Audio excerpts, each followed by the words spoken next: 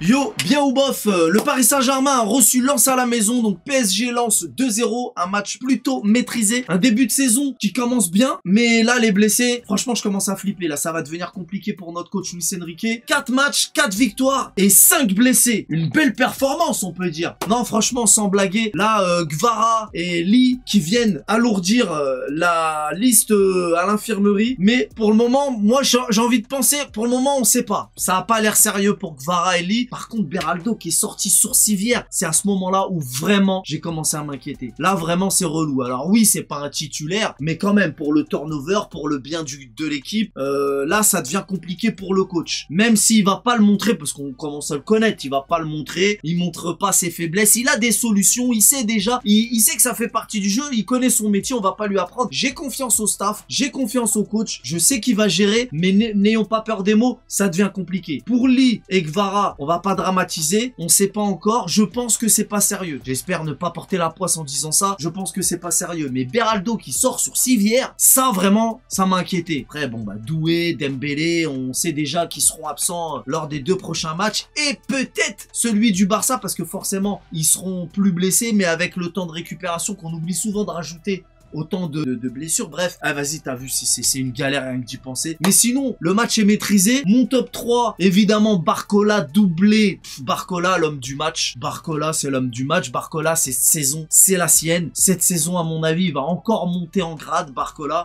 Et voilà, donc ensuite, pour le top 3, Vitinha. Et j'hésite entre Lee et Zahir Emery, vous me direz dans l'espace commentaire. Donc Barcola, Vitinha, et je vais mettre Zahir Emery parce que j'espère que Zahir Emery va retrouver son niveau et même continuer de progresser parce que Zahir Emery ça fait un moment que je l'attends. Lee qui a fait un joli match avant de sortir aussi et voilà. Donc le Paris Saint-Germain qui montre que encore une fois on ne compte pas sur un seul joueur, évidemment ça fait un moment qu'on le sait, mais voilà qui nous le montre encore une fois. Et les blessés, j'espère que ça va aller. La rentrée de Mbaye, j'ai kiffé. C'est vrai qu'il y a pas mal de déchets encore, mais moi, je salue ses initiatives. Le mec n'a pas froid aux yeux. Il est jeune, on le rappelle. Mais Mbaye, dès qu'il est rentré, peut-être 30 secondes après son entrée de jeu, il était déjà devant la cage avec une frappe cadrée. Et bon, bah le gardien l'avait ressorti, mais derrière, il y a eu pas mal de frappes non cadrées d'Mbaye. Des frappes dévissées qui partaient en tribune. C'est chiant, je déteste ça. Moi, à partir du moment où c'est cadré, même si ça rentre pas, déjà, je suis yumb. Mais Mbaye, encore une fois, il est jeune en tout cas, il a pas froid aux yeux, il a une fougue et une marge de progression énorme, j'aime beaucoup ce joueur. Mayoulou pareil, beaucoup de ballons qui sont passés par lui au milieu de terrain. Mayoulou qui a tenté pas mal de choses. Ramos qui pourrait être critiqué par certains pour son manque d'efficacité. Une Madjer qui passe pas et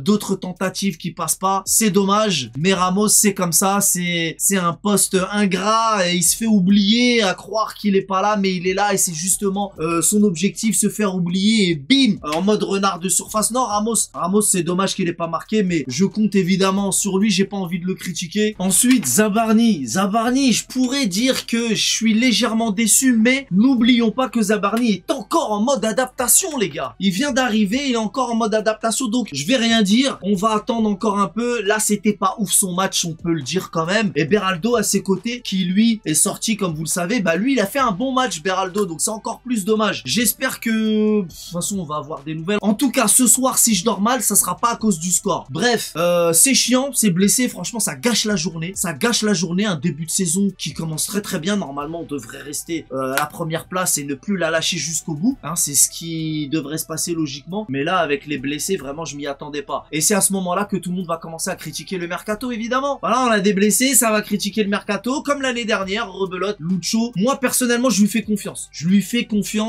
confiance au coach et à son staff, y a pas de souci. Évidemment, après peut-être une arrivée au mercato d'hiver, on verra, mais ça dépendra de ce qui va se passer, du scénario auquel on aura droit pendant la Ligue des Champions. Et à ce moment-là, peut-être qu'on aura une recrue au mercato d'hiver. Bon bref, on est encore qu'en septembre, donc pas d'inquiétude. Là, ça commence fort avec l'Atalanta mercredi, et ensuite les sardines, petit amuse-gueule, tout ça, tu coco, tu néné, c'est pas grave, on s'en fout. Et je vous rappelle que le beau fixe sera avec moi mardi pour le premier match de Ligue des Champions. Ça sera Real Marseille. Bref, pour revenir à notre équipe, comme je l'ai dit, un bon début de saison avec 4 matchs, 4 victoires, 12 points gagnés sur 12. Et si la semaine prochaine on tape les sardines chez eux, on va leur mettre 9 points d'avance, on les mettra hors course d'entrée de jeu. Et ça pourra un petit peu soulager ma rage et notre poisse d'avoir perdu 3 joueurs joueur aujourd'hui, rien que de le dire, ça me fait mal. Ça me fait mal, je le répète. Lee, apparemment, ça serait une douleur à la cheville, donc je préfère penser, ça a pas l'air grave. Guevara, bon, c'est un scratch, hein, juste un coup, ça devrait aller aussi. Par contre, Beraldo, je le répète, ça peut aller jusqu'à peut-être, tu sais, j'imagine la mauvaise nouvelle, tu vois. J'imagine, arrachement des tendons, absence des terrains jusqu'à fin de genre 2025, c'est peut-être fini pour Beraldo, hein, peut-être. Hein. Alors oui, il est pas titulaire comme je l'ai dit tout à l'heure, mais bon, c'est important pour le turnover, tout ça. On a des joueurs fatigués, une saison de folie, on n'a pas eu de prépa. Bref, si je t'explique, tu sais, t'as vu.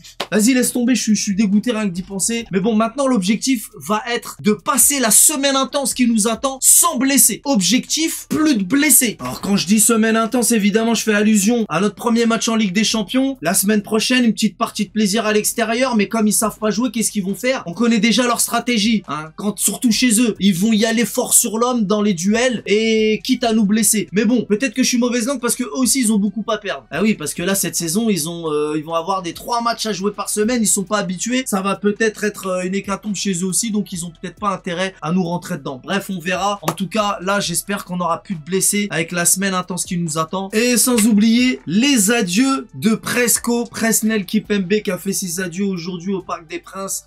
Très émouvant, il était en pleurs et les vrais hommes pleurent, qu'on soit bien d'accord, hein. Bon, très émouvant, franchement, il restera toujours dans nos cœurs, pas besoin de grands discours. Presco, tu seras toujours dans nos cœurs et que le temps passe vite quand je revois des best-of avec des images de lui. Il a un visage beaucoup plus jeune qu'aujourd'hui, même s'il est encore jeune bien sûr, mais là il n'y a pas si longtemps que ça, le temps passe vite. Bref, je le répète, Presco, tu seras toujours dans nos cœurs, pas besoin de longs discours. Et en parlant d'adieu, j'avais entendu que Thiago Silva n'avait pas eu droit à ses adieux lui aussi, qu'il en aurait peut-être, mais quand? Comment? Enfin, comment on sait, mais quand? Je sais pas, ça n'a rien à voir avec ce que j'étais en train de dire, mais ça me rappelle que j'ai entendu ça et je me dis, Thiago Silva, pareil, qui sera toujours dans nos cœurs, et lui aussi, il est très ému quand il en parle. On lui a donné ce maillot et il en a parlé lors d'une interview. Il était très ému, ça m'avait touché aussi. Thiago Silva, un joueur qui est dans nos cœurs qu'on n'oublie pas. Mais j'ai peur que ça fasse un peu too much. Bref, Presco, éternel, soldat, général Presco. Ils ont même fait des t-shirts, merci Presco, ça m'a fait rire. Mais voilà, ils font toujours les choses en grand.